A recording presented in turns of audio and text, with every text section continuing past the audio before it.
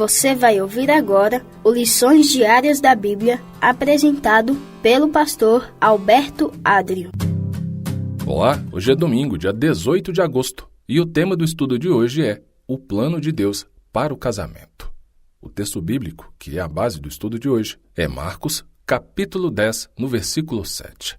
Aqui, Cristo nos diz o seguinte: Por isso, o homem deixará o seu pai e a sua mãe e se unirá à sua mulher. Os fariseus perguntaram a Jesus se é lícito ao marido se divorciar da sua mulher. O divórcio era considerado lícito ou permitido entre os fariseus. No entanto, eles discutiam em que casos isso seria aceitável. Dois importantes rabinos da época de Cristo defendiam os pontos de vista diferentes.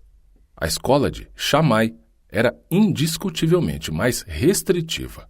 O divórcio era permitido apenas em casos como falta de filhos, negligência material, negligência emocional ou infidelidade conjugal. Já a escola de Hillel era muito mais branda, permitindo o divórcio por quase qualquer motivo, embora o processo de concessão do divórcio fosse mais complexo, ajudando a desacelerar as coisas. Então, parece estranho que os fariseus tenham feito a Jesus uma pergunta mais abrangente. No caso, se o divórcio era aceitável. Por trás dessa pergunta, havia uma conspiração para colocar Jesus em apuros com Herodes Antipas, que era o governante da região a leste do Jordão, onde Jesus estava naquele momento. Herodes havia se divorciado da esposa e se casado com Herodias, esposa do próprio irmão. Herodes decapitou João Batista por ter condenado esse relacionamento ilícito, conforme registra Mateus capítulo 14, do verso 1 ao 12. Jesus respondeu indagando o que Moisés tinha ordenado. Os fariseus haviam citado Deuteronômio capítulo 24, do verso 1 a 4, que descreve um caso de novo casamento após o divórcio. Os israelitas da época de Moisés praticavam o divórcio. Essa lei, conforme Deuteronômio 24, do verso 1 a 4, pretendia proteger a mulher. Mas, nos dias de Cristo, essa lei tinha sido distorcida pela escola de Hillel para facilitar o divórcio por quase qualquer motivo.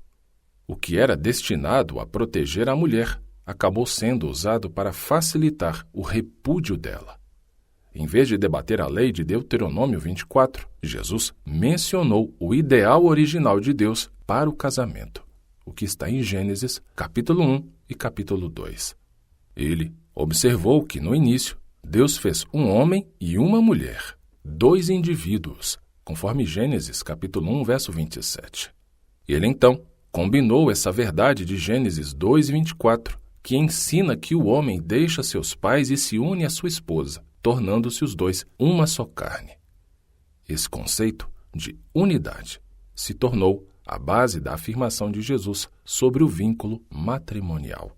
E concluindo, o que Deus uniu, as pessoas não deveriam separar. E ao concluir aqui o estudo de hoje, eu vou deixar com você também o texto para a sua leitura bíblica. E a passagem de hoje é Mateus, capítulo 19. Que Deus abençoe muito a você, sua família, seu lar, e com a permissão dele, amanhã continuaremos o nosso estudo. Até lá! O Senhor deseja que nós tenhamos conhecimento da sua palavra.